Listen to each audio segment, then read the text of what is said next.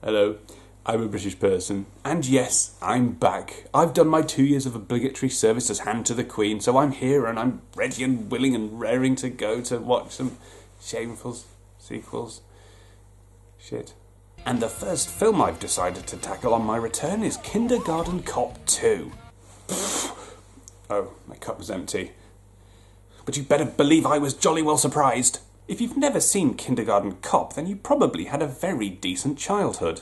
Unlike me. But then again, I watched it with my Uncle Steve, and he liked to cuddle while we watched it.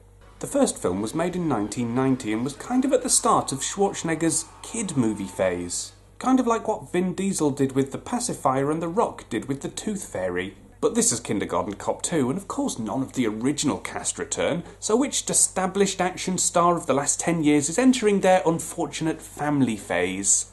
Little people. Dolph Lundgren. Oh, okay. The movie opens with Reed, played by our good friend Dolph here, hanging out with this nice young blonde woman. Well, I assume it's his daughter. Lover? Really? But poor Reed is cock-blocked by the baddies who break in, and then it looks like it's curtains for our elderly hero. Any last words? Yeah. Pineapple. Pineapple. Comedy. So it turns out pineapple is the code word for the SWAT team to enter and arrest all of their asses. And we also meet Reed's partner here, Sanders, played by, oh god, I forgot he still exists, Bill Bellamy. Pineapple. I couldn't think of something better than pineapple. You know, I love pineapple, man. It's my favorite fruit. So, Deep Throat Slut 7 is my favourite movie. Doesn't mean it makes an appropriate code word. The next day, while Reed works out by the river, he heads into work at the FBI headquarters, which looks suspiciously like the interior of a school. You know, I got a theory. You want to hear it? No. Hello? Hello? Wow, that's professional. Also, why did they just walk in via the fire exit? What was wrong with the actual entrance? Or were there just too many minors wandering around? Minors as in kids, not minors as in digging. Reed then tries to buy a Twix, which kind of becomes a running gag throughout the movie, and he heads in to interrogate the bad guys. This is all kind of boring, so let me just sum it up for you. A database of people on witness protection has gone missing, and the FBI and the main villain Zoku want to find it. At that moment, Zoku's men raid the FBI headquarters. Really? Is that a thing that is easily achieved? You could just raid an FBI headquarters and they would allow it? Well, not allow it, they're obviously going to fight back, but they would allow it to actually get through the doors? And you would be dumb enough to raid the FBI headquarters? No. No.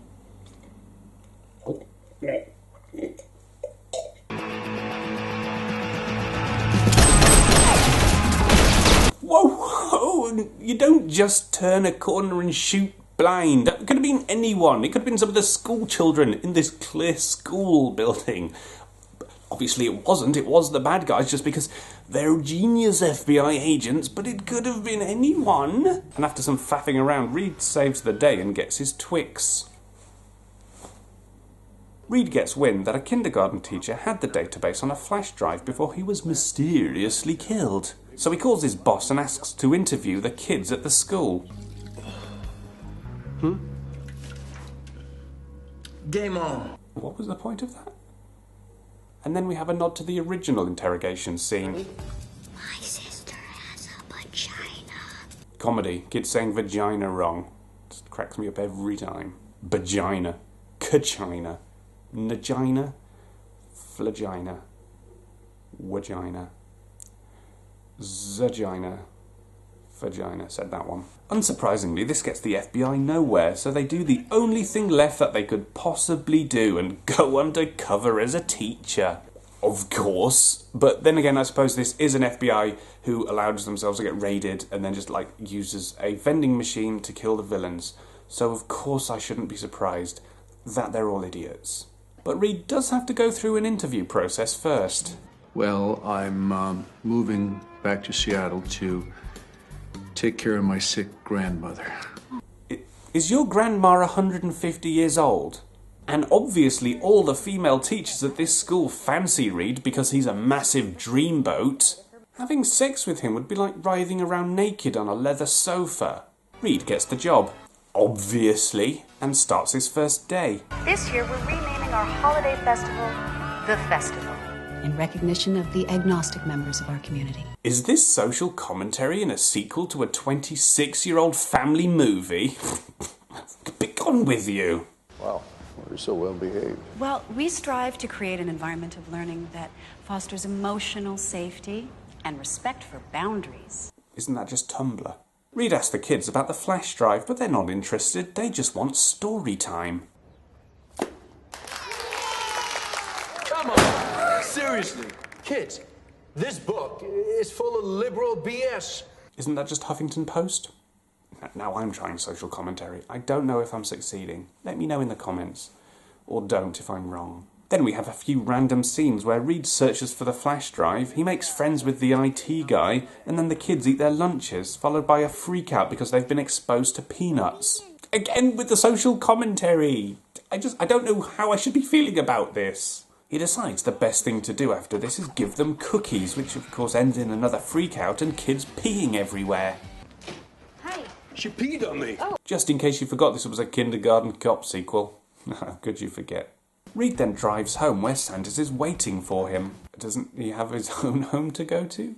And the next day Reed is accosted by Zuko's men, who he unconvincingly beats up and wipes ketchup in their face. Ah, ketchup, my only weakness! Well, that and brown sauce. Actually, any condiment. Reed realises he's a crappy teacher when he uses an air raid siren to try and control the kids. So he has Sanders help him by using a camera and earpiece. Surely you don't need help in being told not to use an air raid siren in a classroom. I mean, you are apparently this amazing FBI agent. How did that slip your mind?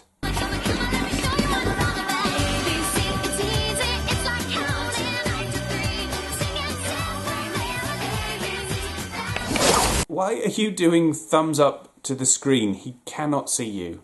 Reed then speaks to the kids and he finds out that the hot teacher has a flash drive. And whilst being followed by a pig, don't ask, he searches her office but is caught. Oh no! But it's okay. He sorts out this uncomfortable mess by asking her out on a date. Well, obviously she's not going to say yes. I mean, he's like twice her age.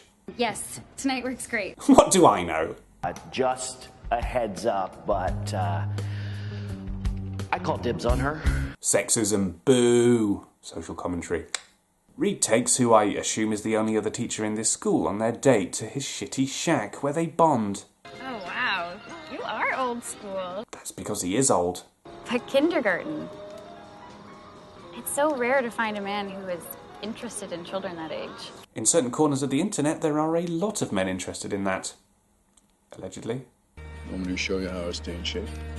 Ooh, what could that be? He snaps the necks of terrorists. He bench presses tanks. He line dances. The next day, the head teacher accidentally shoots the IT guy in the nuts with a taser. Because a pointless comedy set piece is exactly what we need right now.